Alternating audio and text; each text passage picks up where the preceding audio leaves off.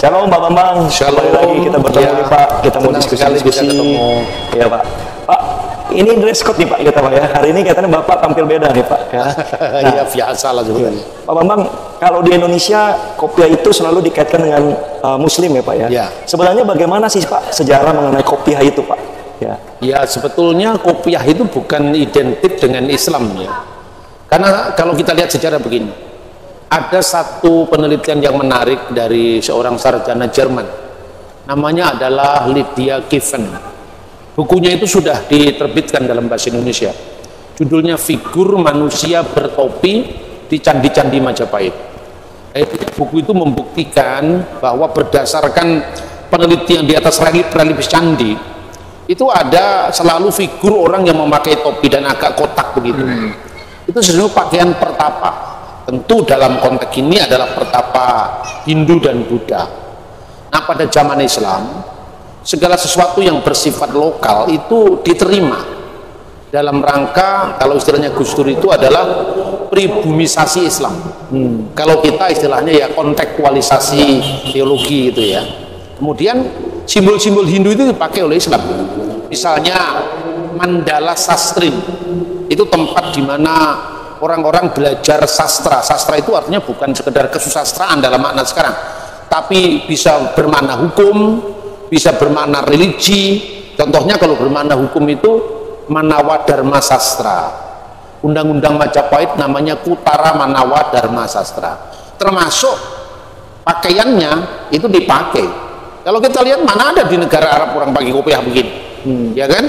Nah kemudian setelah masa kemerdekaan atau menjelang kemerdekaan lah lebih tepat ya diawali, Bung Karno yang sebetulnya mempopulerkan peci ini. Kenapa? Kalau kita lihat ya buku di bawah Bener Revolusi, misalnya jilid 1, kita lihat foto Bung Karno waktu sekolah di HBS di apa namanya di Surabaya, itu masih pakai belangkon.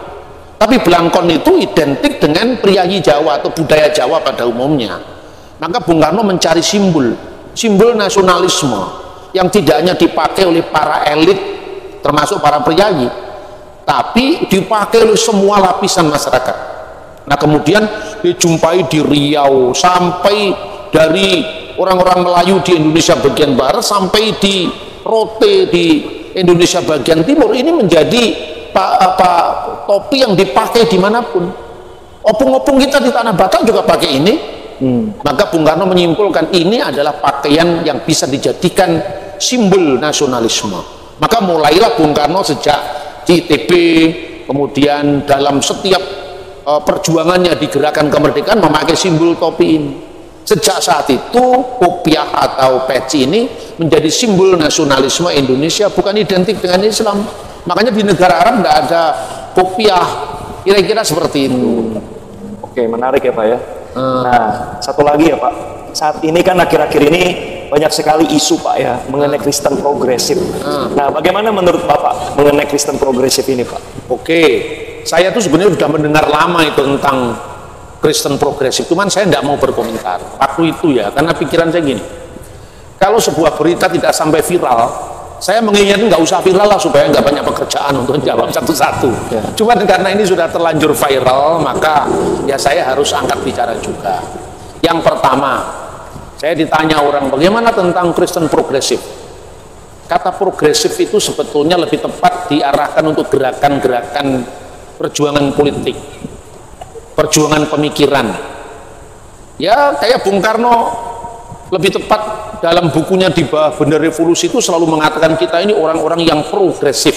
Sampai-sampai musuh pemikiran Bung Karno yang namanya Hasan itu menuduh Bung Karno itu lebih mengutamakan dewi keprogresan ketimbang agama Islam. Itu bisa dibaca di buku di bawah Bener Revolusi, memudahkan pengertian Islam. Oleh Hasan diplesetkan jadi membudakkan pengertian Islam. Sampai Bung Karno menjadi presiden, ungkapan progresif revolusioner itu diterapkan bagi Bung Karno, bagi kader-kader revolusi Indonesia.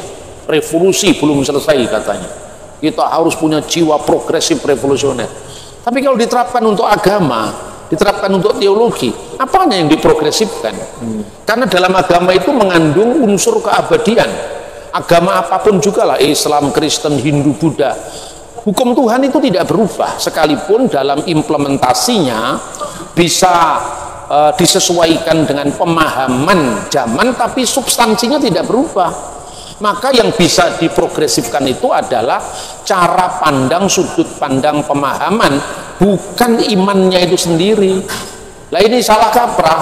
Yang kedua soal Kristen. Kenapa harus memakai kata Kristen?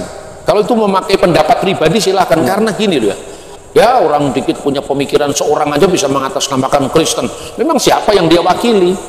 Itu kira-kira, kalau santai aja lah, nggak usah terlalu di viral-viralkan. Ya Pak, betul nih Pak. Jadi memang beberapa pemikiran liberal hari-hari ini menjadi perdebatan ya Pak, terutama mengenai eksklusifan doktrin keselamatan Kristen Pak. Ya. Bahwa satu-satunya jalan kalau menurut Kristen adalah melalui Yesus. Nah, banyak pertanyaan dan perdebatan bagaimana dengan orang-orang baik di luar sana yang tidak mengenal Tuhan Pak. Nah, apakah mereka tidak menemukan jalan keselamatan? Nah, itu yang mungkin jadi bahan perdebatan. Bagaimana tanggapan Pak Bambang ya? Oke, kalau kita membaca Alkitab yang pertama ya, kita bisa membaca di dalam misalnya surat Roma ya, Roma pasal 10 ayat 7. Jadi iman timbul dari pendengaran, dan pendengaran oleh firman Kristus. Ya. Lah iman itu timbul dari pendengaran. Kira-kira kalau pendengarannya itu kabur, apakah muncul iman yang valid?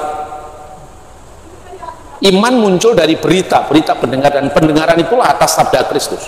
Kalau pendengaran itu kabur, pendengaran itu tidak jelas berita iman kita, orang mungkin bisa tanpa kesalahan tidak mengenal Kristus secara benar.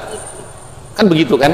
Karena itu saya ingin memberi contoh yang sering sekali saya kutip, Mahatma Gandhi.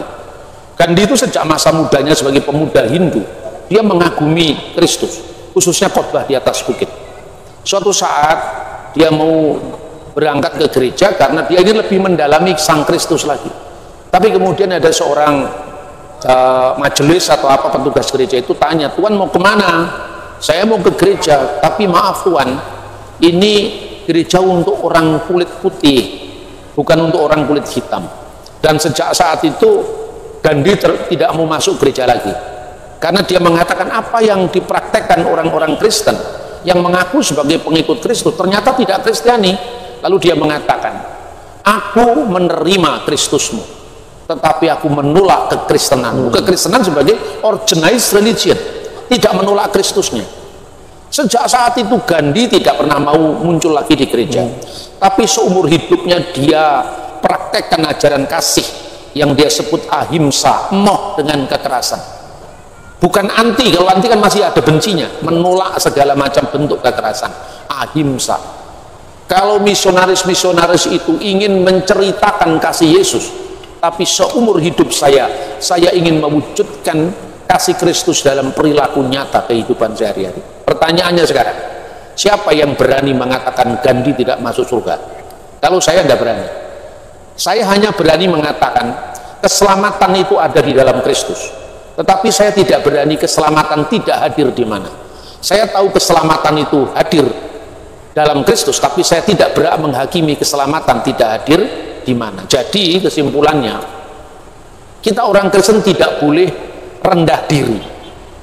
Rendah diri itu dengan kata lain kita kehilangan prinsip bahwa firman Tuhan yang mengatakan akulah jalan dan kebenaran dan hidup, dan tidak seorang pun yang sampai kepada Bapa kalau tidak melalui aku. Itu ya dan amin. Tetapi kita tidak berhak menghakimi apakah seorang itu masuk surga atau masuk neraka. Ya. Jadi kita tidak boleh rendah diri, tapi kita juga harus rendah hati. Dengan saya mengatakan keselamatan itu ada di mana, saya tahu pasti, tapi saya tidak berhak menghakimi keselamatan tidak hadir di mana. Di satu pihak saya tidak kehilangan jati diri saya sebagai seorang Kristiani, sebagaimana seorang Muslim juga tidak kehilangan jati dirinya sebagai seorang Muslim. Seorang Hindu tidak pernah kehilangan jati dirinya seorang Hindu, tetapi dia merayakan perbedaan. Kita ramah terhadap semua orang, dan tentu dalam keramahan kita itu apabila ada orang yang tertarik dengan jalannya Sang Kristus dan mengikuti, ya jangan disalahkan. Tidak perlu ada mencegah pemurtatan. Lah dulu zamannya para wali songo kan Hindu semua, kemudian para wali songo itu menggunakan sistem dakwah untuk menarik orang Hindu. Nah, kalau sekarang ada orang Kristen bermisi kepada orang agama lain, ya jangan disalahkan, itu kan sebuah dinamika. Kira-kira seperti itu. Jangan rendah diri, tapi juga tidak boleh kehilangan rendah hati. Ya, itu Pak. Menarik ya Pak ya. Nah, saya percaya Pak, ini diskusi ini atau perdebatan ini mungkin nggak cuma hari-hari ini ya Pak. Iya, iya. Dari semenjak gereja mula-mula nih Pak. Bagaimana mereka, apalagi mereka ini udah murid-murid Kristus secara langsung ya Pak. Apakah mereka juga apakah ada catatan khusus yang bertanya mengenai bagaimana keselamatan orang-orang di luar Kristus ya pada zaman gereja mula-mula Pak? Pertanyaannya sekarang gini, siapakah orang yang bisa berada di luar Kristus? Bukan pertanyaan bagaimana keselamatan orang di luar Kristus, tapi siapa yang ada di luar Kristus. Karena Kristus itu sebagai firman Allah yang kekal, dia mengatasi ruang, mengatasi waktu ya, mengatasi ruang, mengatasi zaman, mengatasi waktu, mengatasi bangsa-bangsa, bahkan mengatasi agama-agama. Orang Kristen percaya bahwa Kristus itu ketika turun ke dunia, dalam kemanusiaannya dia terbatas. Ketika dia mengatakan Abraham melihat hariku dan dia bersuka cita, orang Yahudi pun mengatakan umurmu belum 50 tahun. Yang berumur belum 50 tahun itu fisik kemanusiaan Sang Kristus. Tetapi Kristus sebagai firman Allah sudah ada sebelum segala sesuatu ada, karena tidak mungkin Allah pernah ada tanpa firman-Nya. Maka Kristus sebagai firman Allah itu meresapi seluruh kosmos, seluruh ciptaan. Karena ciptaan ini diciptakan oleh karena Kristus. Pada mulanya adalah firman. Firman itu bersama-sama dengan Allah, dan firman itu adalah Allah. Segala sesuatu dijadikan oleh dia, oleh firman. Dan tanpa dia, tanpa firman, tidak ada sesuatu pun yang jadi dari segala yang telah dijadikan. Maka bagaimana keselamatan orang-orang di luar Kristus? Lebih tepat, bagaimana keselamatan orang-orang di luar gereja? Karena gereja sebagai organized religion itu sesungguhnya lembaga yang secara sakramental melayani orang-orang yang mengikuti jalan Kristus. Tetapi Kristus tidak bisa juga dibatasi oleh organisasi tertentu kan? Makanya seorang bapak gereja namanya Justinus Martir, Alkidis Justin As-Syahid, Justinus Martir, dia menulis sekitar tahun 40 dan mengatakan begini, tahun 140 dia mengatakan begini, setiap orang hendaknya tahu bahwa setiap manusia diciptakan according to the image of God, menurut gambar Allah, menurut rupa Allah. Dan setiap orang juga tahu bahwa Kristuslah sebagai sabda Allah, sebagai verbum Dei, sebagai logos tuteo, sebagai kalimatullah, dia satu dengan Allah dari kekal, dan dialah gambar dari wujud Allah itu, gambar dari keberadaan Allah. Maka siapakah gambar Allah? Kristus. Siapakah rupa Allah? Kristus sebagai firman Allah. Dan manusia diciptakan according to the image of God, menurut gambar dan rupa Allah. Nah, gambar dan rupa Allah itu rusak, terus sekalipun tidak rusak total. Makanya seorang bisa mencari Tuhan, mencari agama, tapi apakah itu sampai atau tidak, itu urusan lain. Hendaklah setiap orang mencari dia, dan mudah-mudahan menemukan dia, kata Rasul Paulus dalam khotbahnya di Athena, ya kan?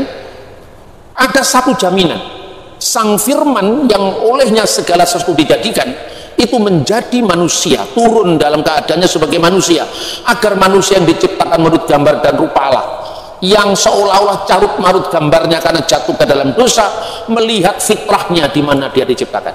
Karena itu dia mengatakan, setiap orang yang menghidupi dirinya dengan logos, menghidupi dirinya dengan bedih sabda ilahi, logos spermatikos, dia adalah Kristen sekalipun dia ateis. Kristen di sini huruf kecil, artinya apa? Dia mengikuti jalan Kristus karena menghidupi dirinya dengan benih sabda ilahi, sekalipun dia tidak tahu kalau itu sesungguhnya jalan Kristus.